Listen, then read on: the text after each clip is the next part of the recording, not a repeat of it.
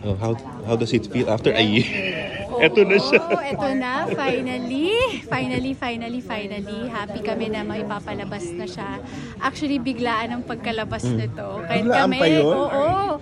Like, nalaman ko lang 3 weeks or 2 weeks before the showing date. And luckily na-move, so we had time to prepare for the promotions. Ayun, very happy lang kami na mapapanood na to ng mga Pinoy. So, na-ex pala siya. So, medyo nanganib pa. Yes, nakanib siya. Pero buti na lang R18. Pero sa title lang naman yun. Yes, sa title wala lang. tinanggal na mga eksena. Wala po, wala. Maris, ano yung balita nyo kay Beanie, your character? Yung actual na taong may balita. Kasi minention kanina si Direk Art na parang bumalik ulit siya sa dati niyang buhay. Ako, I guess I cannot comment on that kasi hindi ako aware or fully aware and di rin ako nakakita or hindi ko pa siya nakaka-work. It's just,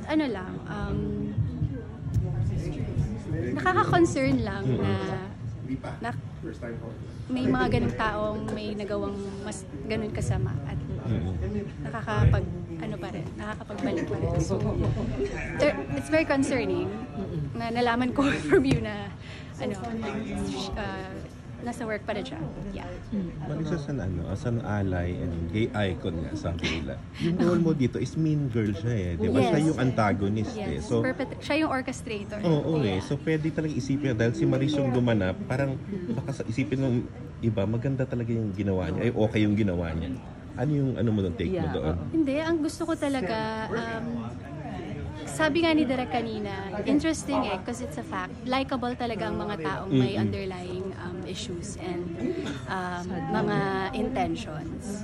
So it's real na magugustuhan mo talaga sila in person, hindi mo alam na ikaw pala yung i-attack. So sana hindi naman talaga nilang sobrang magustuhan yung pinaka-character ko dito. But sana mas magustuhan nila yung message ng pelikula.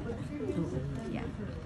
Ito na yung mga tao watching you dun sa teleserye, yung comedy nyo dun. And you said this is a dark kind of comedy. So Yes. parang to prep your fans lang a little bit. What can they expect na klase ng comedy from you? This is so different.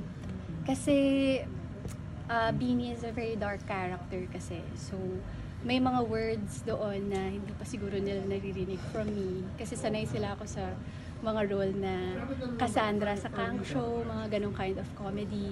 Ito ibang kind of comedy. So, yeah. So may preparation ba yun? Di ba ngayon mo lang ginawa yung ganyan ka doon? Oo. Actually, before Irene Shue, di ba si Irene Shue is, dark din also, na naging likable at the end.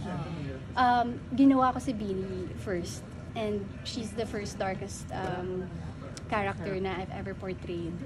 And there's pressure talaga kasi galing ako sa mga wholesome roles, sa mga mababait na mga characters. So there was really a challenge for me. So I watched so many films na edgy and outspoken, very sociopathic. So ganun yung preparation ko. Parang just to get in the world of, a person na ganun yung ugali. Yeah. Hindi ka ba na-worry yung mga dark characters mo na nilalove ng tao?